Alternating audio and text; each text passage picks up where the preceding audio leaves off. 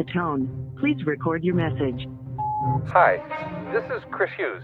Look, I can't reach my sister, and since you're next door, could you please check on Terry? I'm really worried. I called the super. He's got her apartment open. Just please look around.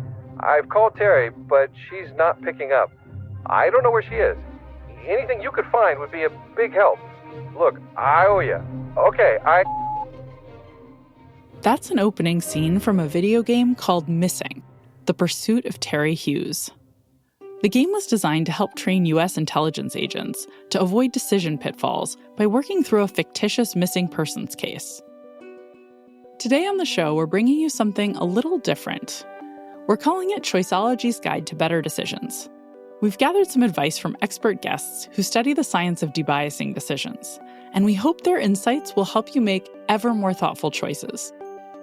You'll also hear from two guests whose work on the video game Missing has had a lasting, measurable impact on its players, improving the decision-making skills of people who work in one of the highest stakes sectors in the United States: intelligence analysis.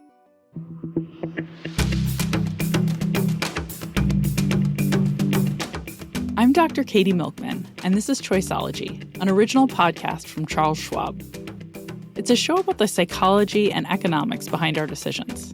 We bring you true and surprising stories about high-stakes choices, and then we examine how these stories connect to the latest research in behavioral science. We do it all to help you make better judgments and avoid costly mistakes.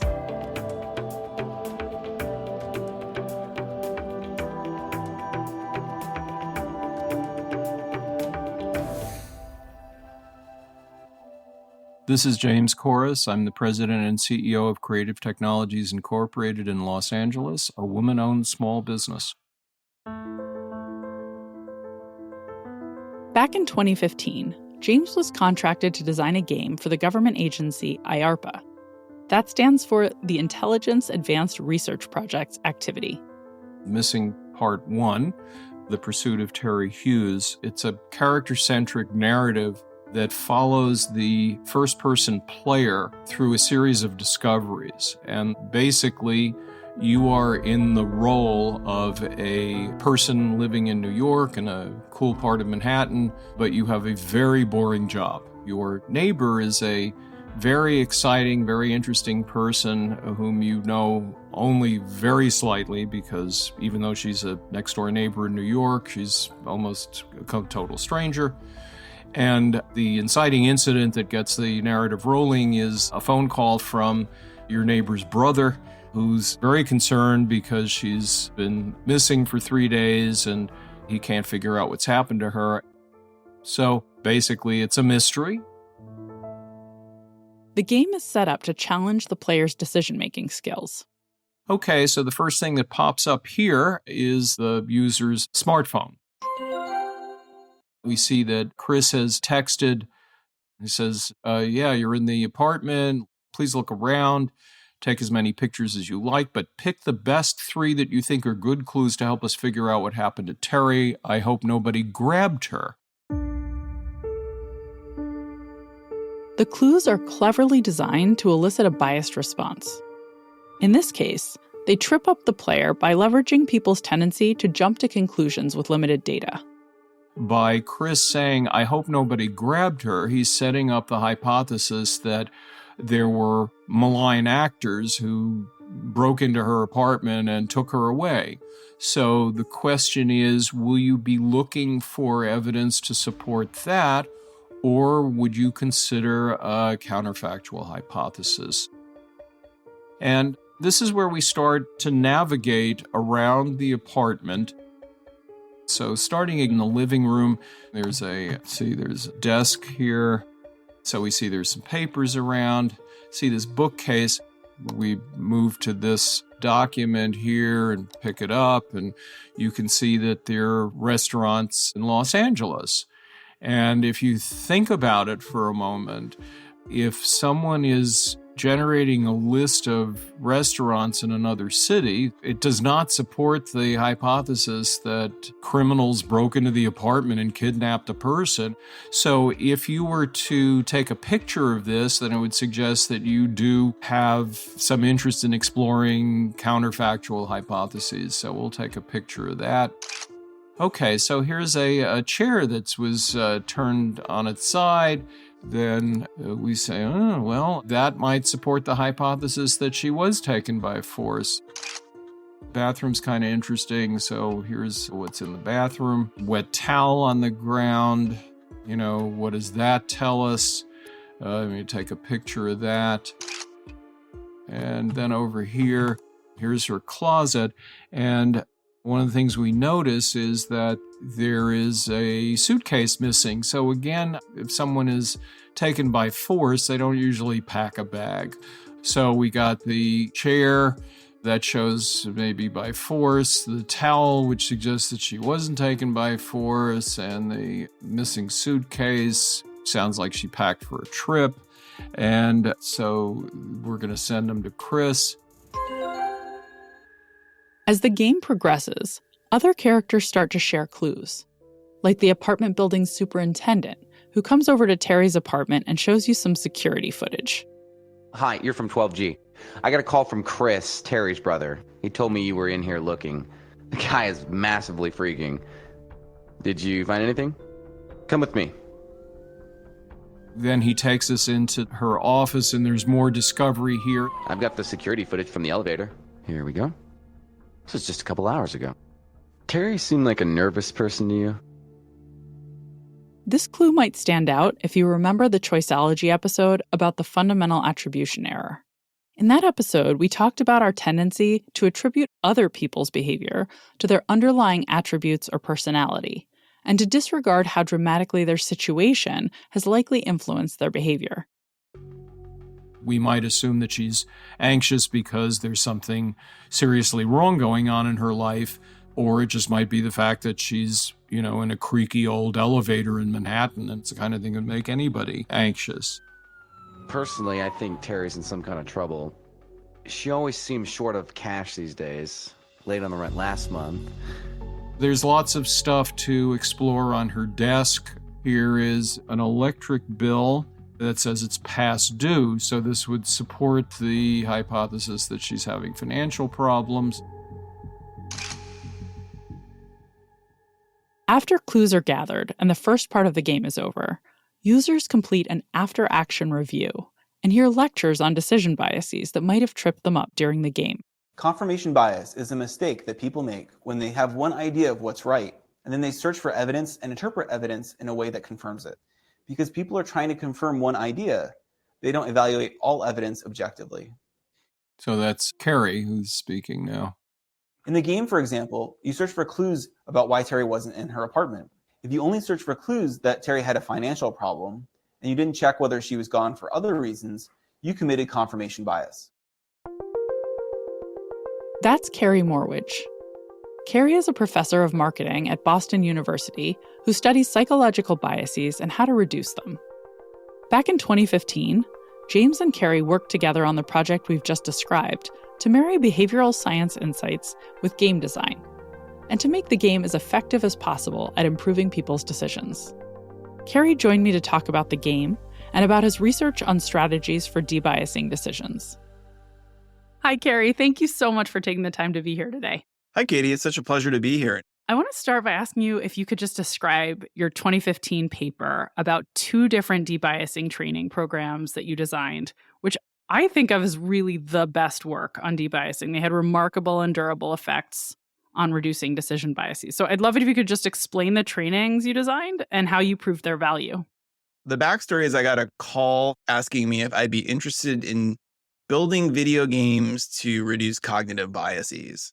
And that sounded absolutely crazy to me. IARPA, which is an intelligence research program of the United States government, was doing these high-risk moonshot kinds of programs where a bunch of teams compete to see if they can achieve some kind of goal that has flummoxed the scientific community. And the program manager at IARPA, who was running this program, was a gamer. she got the idea that maybe serious games, which are video games with a learning component, could be used to reduce a lot of the cognitive biases that she was reading about. And then we had an initial meeting with them, and I said, the data that you can reduce cognitive biases is pretty thin, right? When we think about biases in decision making, I think as a field, we've often described that as there's not much that we can do. I accepted that kind of conclusion, but it was also very discouraging because it feels like, why are we spending all this time discovering these kinds of biases, but feeling like we can't do that much about them? So this was exciting to me. I didn't think it would work, but I was game to give it a shot. The basic structure of what we did was they had identified 6 cognitive biases that they thought were really important for intelligence analysis. So, for example, one was confirmation bias, the idea that when we're testing a hypothesis, we tend to look for information that confirms that hypothesis rather than disconfirms it. So there were 6 of these different kinds of biases, and they basically broke them into 2 video games where each game was designed to treat 3 of the cognitive biases that they'd identified. And then we competed against 6 other teams to see if we could reliably reduce these kinds of biases, both immediately and then after a delay. And that delay was 2 or 3 months based on which game we were testing. Each game takes about 90 minutes to play, but the game's really surprisingly effective at reducing cognitive bias. So how do you measure the effectiveness of the games? Yeah, that was really interesting too. I looked around and there weren't amazing scales to measure these biases at an individual level. And so we developed these scales of each of the biases. And so we could go out and measure people's susceptibility to the 6 different kinds of biases before they played the game, immediately after they played the game, and then 2 or 3 months afterwards. And we basically see on average a reduction of their propensity to exhibit these biases of about 30% from immediately before the game to after. And then we see 2 or 3 months later, we see the game is still reducing their propensity by about 23%. That's really interesting. And you mentioned that there are 6 biases. You gave one example. Could you talk a little bit about the full set of 6 and whether there were any differences in how well teaching people in this immersive way worked across the different biases?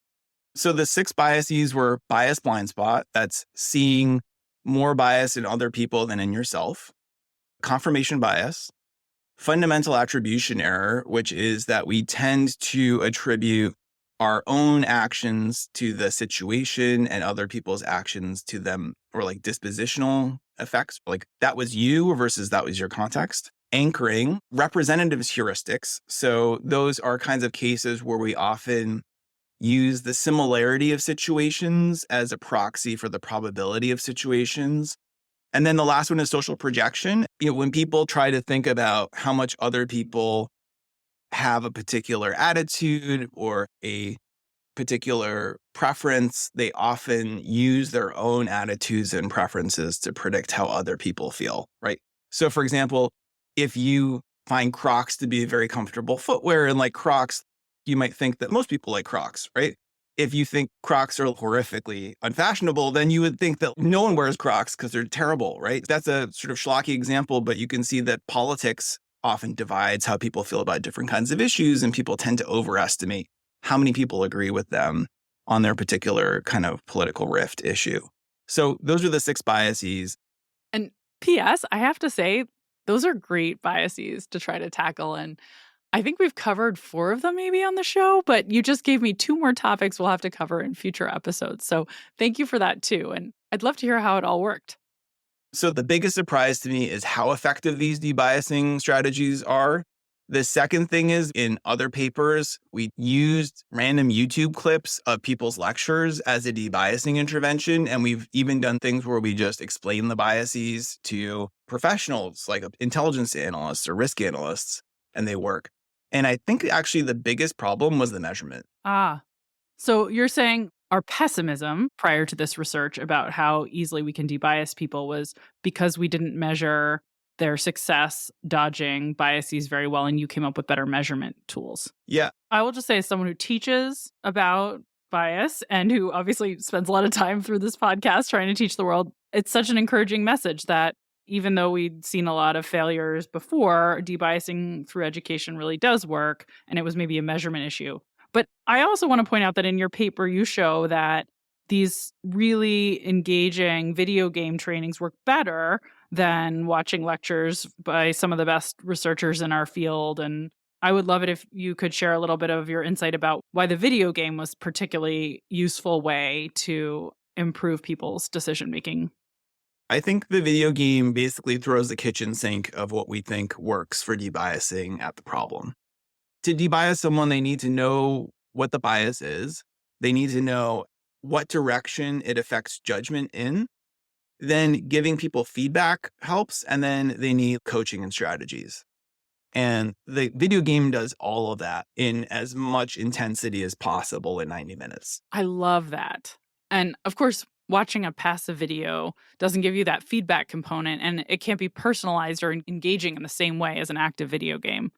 Yeah, and I think there's a layer of bias blind spot to watching a video too, where you see other people commit these biases and you're like, yeah, maybe I do that, but not as much as that person, or like that's not as much a problem for me. And the game actually is like, yeah, like you showed this bias in this particular scenario, and like here's what you would do to do that. So there's kind of a effect of getting feedback on your receptivity to the training. And in our bias blind spot paper that describes the scales that we used for bias blind spot, we actually find that people who are higher in bias blind spot are less receptive to debiasing trainings than people who are lower. And so I think shattering that kind of bias blind spot is helpful in itself. The other aspect that our findings suggest is that we get this transfer effect. So learning about cognitive biases in one domain does seem to like help you in other kinds of related problems.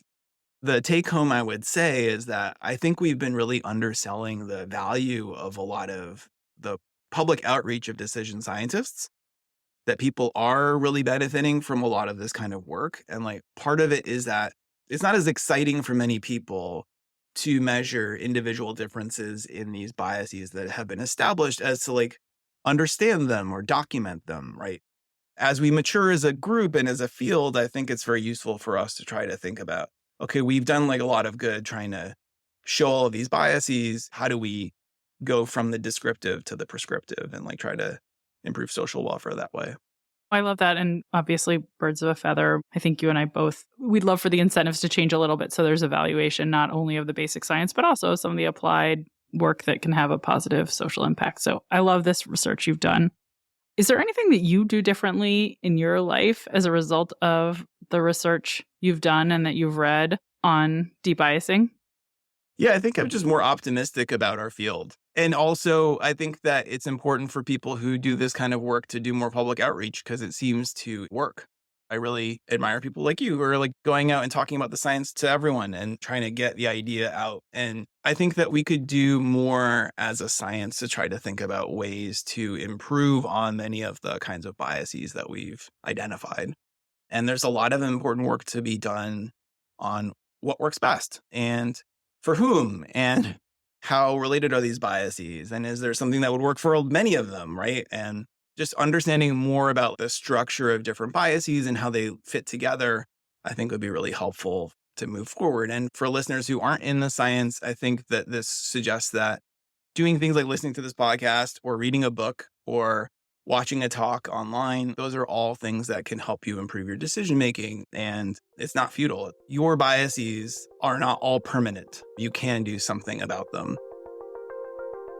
Carey, thank you for the very kind words, and also what an incredibly optimistic note to end on. It's so encouraging that the research shows learning works and that we're not just stuck with these biases. And just like we can learn calculus and algebra and addition, we can learn how to make better choices. So thank you for the incredible work you have done to teach us that it's not futile. And thank you for taking the time today to talk to me and to our listeners about some of your findings and how we can better debias ourselves. Thanks, Katie. It's such a pleasure to be here.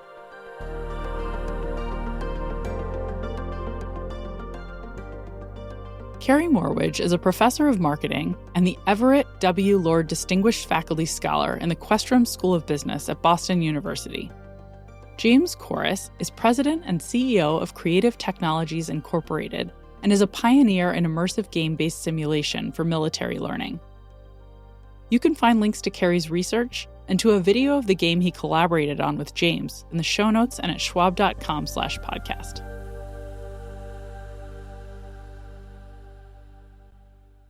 The video game developed by Korris and Carey Morewedge and their colleagues shows that learning about behavioral biases and developing strategies to counteract them may be more effective than we thought. The robust results point to the value of education around debiasing.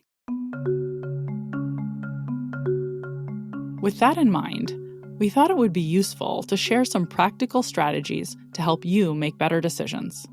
A kind of checklist for a broad range of choices that you might encounter at work or at home or anywhere really. You may have heard some of this advice before on Choiceology, but I've asked my next guest to distill it into a checklist that you can take with you as you make your next big or small decision. Jack Soll is an expert in debiasing strategies. He's a professor of management and organizations at the Fuqua School of Business at Duke University. Hi, Jack. Thanks so much for taking the time to talk to me today. Hi, Katie. It's a pleasure to be here. Well, it's a pleasure to have you. And I'm hoping we could dive right into some strategies for better decision-making. We've done an episode on the effectiveness of checklists, so I'd actually love to get your list of the best advice in that format.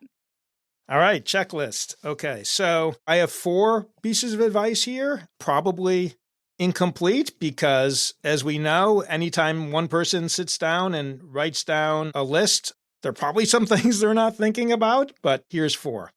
So 1 is be decision ready. And so what do I mean by that? So we often fall back on our intuition and can be biased if we are distracted, if we're tired, if we're hungry, if we're really rushed. We don't really have time to deliberate. And we often make better decisions if we actually, 1, know how to make the right decision, so kind of we know what principles to apply, but also we kind of have some time to think about and apply those principles.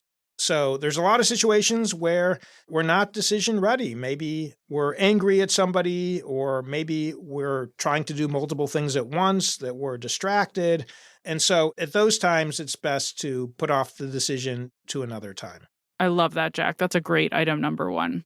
What else? Yeah, I think it's really important.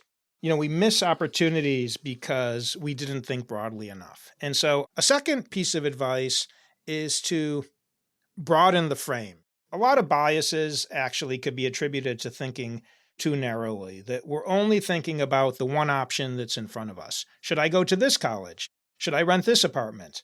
And when we do that, we only often have one objective in mind. We're not thinking about all the things we care about. So imagine a student choosing a college and wants to be a software engineer. They might focus on which school has the best computer science department, and that might turn out to be the best choice for them. But it's also the case that if they stop and think about it, they might realize, well, in the future, I might prefer a different career path. Or there's other things I care about a college, like the social dimensions and things like that. And so I think the advice is to try to think more broadly about what can happen, how might our preferences change, what can happen in the world.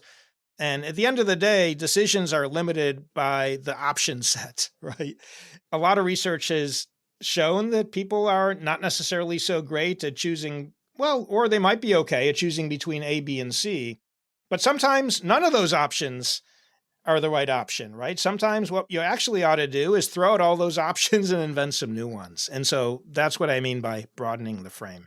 Number 3 on the checklist, take advantage of the wisdom of others. So seek advice, and when doing this, make sure to get independent advice. And so don't tell the other person what you think the answer is, because this is going to influence what they tell you. They'll either think that you're asking for confirmation and they'll tell you what they think you want to hear, or their thinking will be influenced by your thinking.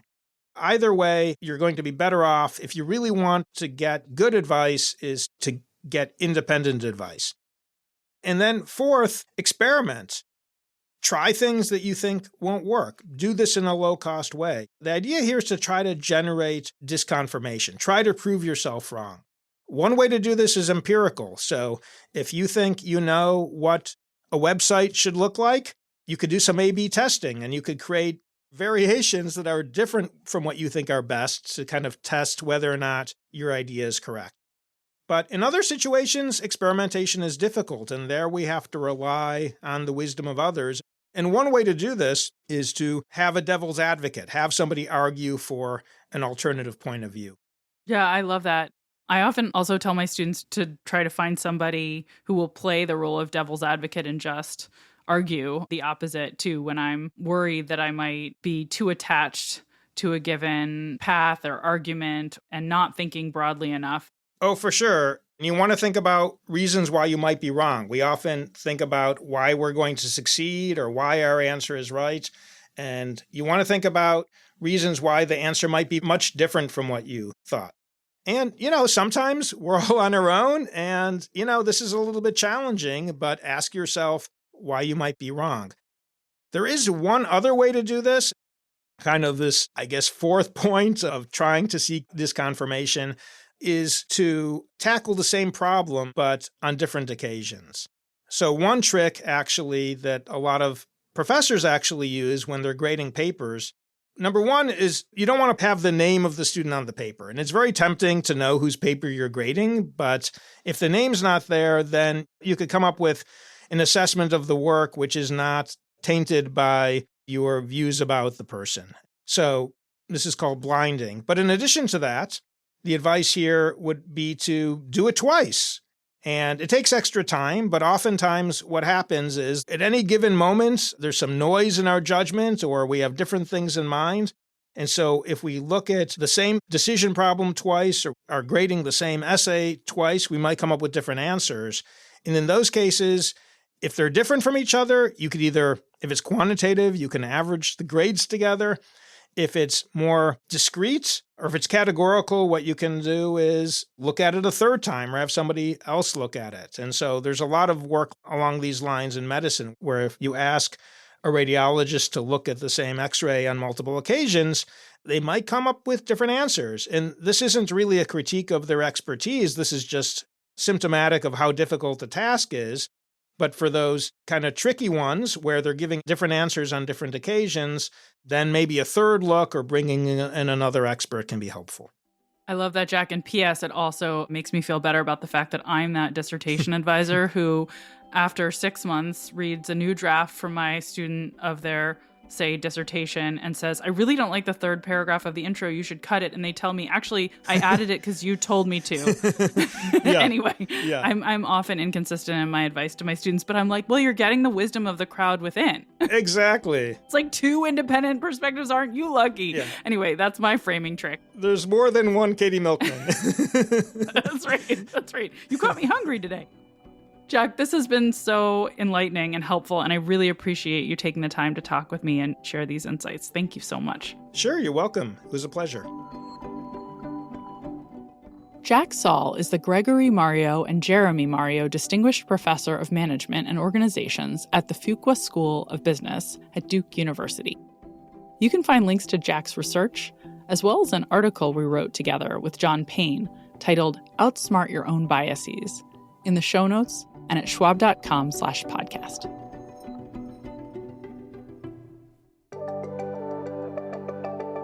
Cognitive and emotional biases can have a big impact on your financial life.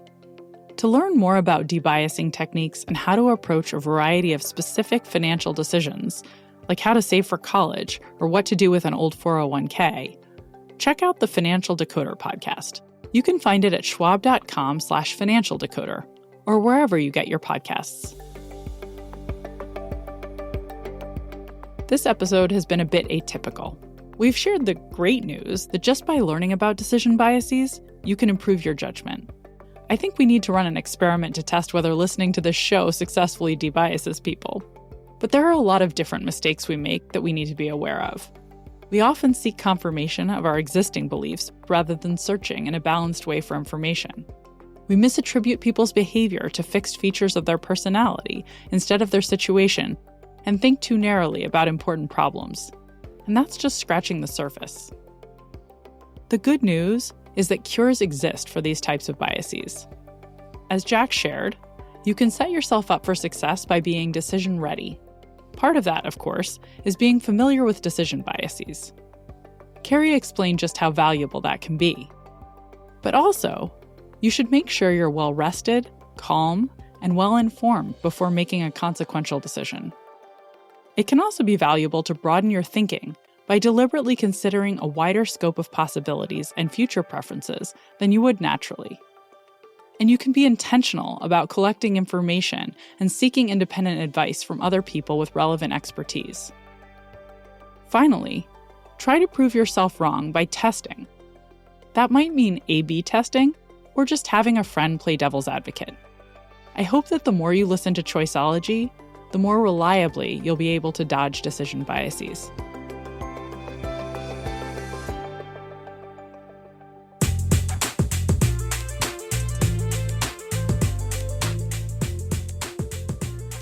You've been listening to Choiceology, an original podcast from Charles Schwab.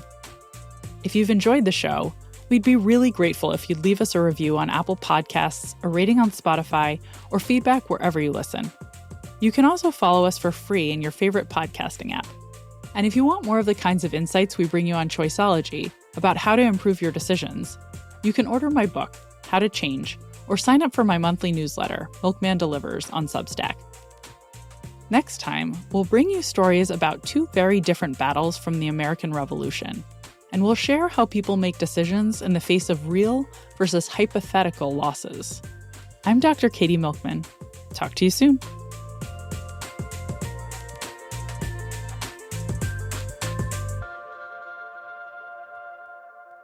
For important disclosures, see the show notes or visit schwab.com/podcast.